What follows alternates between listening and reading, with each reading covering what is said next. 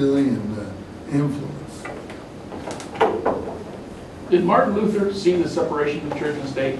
Did he agree to it? I'm not sure. I really am not.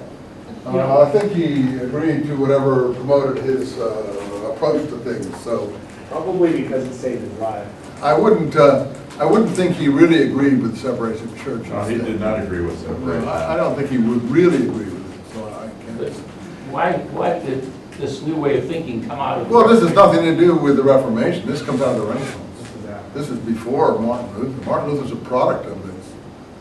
This is not, the new way of thinking isn't the Reformation. Protestantism comes out of things like Martin Luther, okay, but the Martin Luther is coming out of the Renaissance and things like that, where people are rediscovering Greek learning, and that's going all the way back to these medieval philosophers like Ibn Rushd and other Arab people who are studying Aristotle and Plato and things like that, and then communicating it to the West. That's a whole other process. But you said earlier that if the Reformation area seemed to be the... Yeah, but that's not all Martin Luther. The Protestant countries were developing all over Northern Europe, in Scotland and England, and it wasn't just Martin Luther in Germany. They were all being influenced by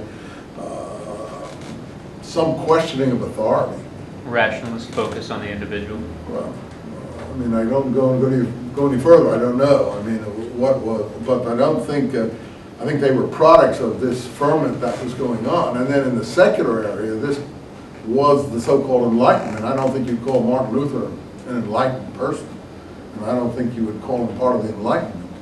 He would be influenced, if you like, to challenge papal authority by the principles of the philosophical Enlightenment, I would imagine, but I don't think he was a person who was wedded to those principles.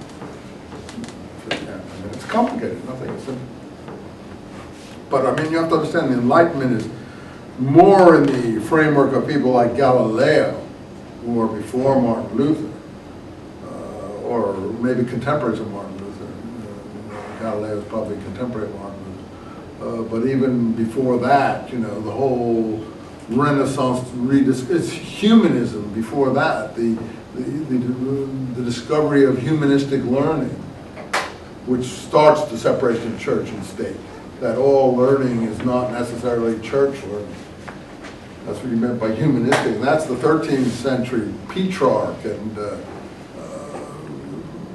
Dante and people like that. So Boccaccio, and then there are people like Michelangelo and different painters of that kind that are coming along and are doing subjects that are not church subjects.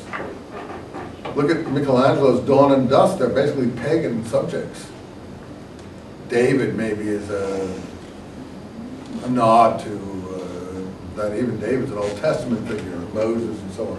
Are nods maybe to some church things, but the Sistine ceiling is like, oh my God, it's nudes, Greek torso nudes, all of it from a rediscovery of Greco-Roman art and sculpture, and nothing to do with Christianity whatsoever. So not just Michelangelo, but architecture and so on that was going on. That's the Renaissance. That's the what they call the Quattrocento and the Cinquecento, the 14th, 15th centuries. That's when things are really cooking up. Humanism in the 1300s and so on. So this is a slow process. So by the 16th, 17th centuries, you're into this Enlightenment thinking, as they call it. Again, you get this in a philosophy course, which is supposed to, I think, count in the philosophy area. It used to. I don't know where it counts at the moment, but it used to count in that area, which is why we have some of this material here. But in any event, by the time of the 18th century, 17th, 18th century, you're into natural right, natural law, Hobbes, everything is a state of nature, 17th century.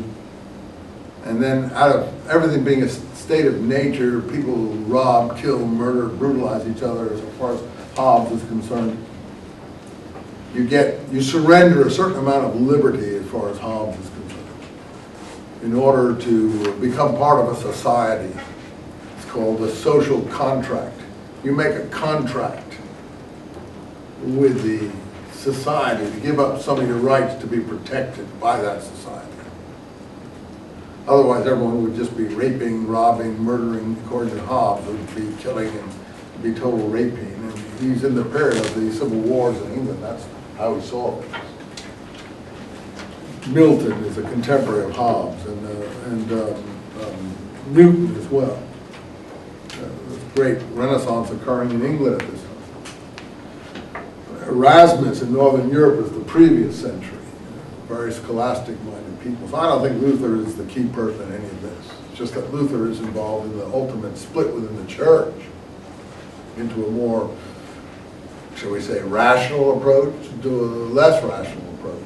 Although that wouldn't be, most people think Luther's not very rational. So, I mean, again, that's another fact that you have Protestant countries. I mean, you don't have individual authority anymore. You don't have, you know, a single person who is, can't be mistaken. What's the word that they call them? Infallible. That's what you're talking about. But that's another process. And when I said North and South, yeah, Protestant countries would be more apt to be tolerant of individual lack of conformity than a more than a society where you have someone who's supposed to be infallible pronouncing judgments. I think that's what you're confusing.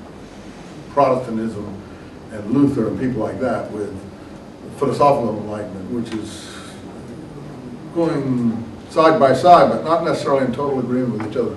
You know that Protestant churches today are, some of them very fundamentalist minded, so they're not really into individual liberty at all, you see. Many of them in more modern period, and so you say, how can that be? Well, one of the reasons is that they substituted the Word of God for papal authority, and the Word of God was to be discovered in the book. So their authority was the book, which gave each person the right to carry the book and be his individual arbiter of the book. Whereas in Catholicism, you have more catechism, teaching of the way the church approaches things. But the book wasn't the arbiter in Catholicism for a long time. I don't think, again, I'm not an expert in these areas. I'm just trying to clarify them from a simplistic viewpoint, since you're asked. But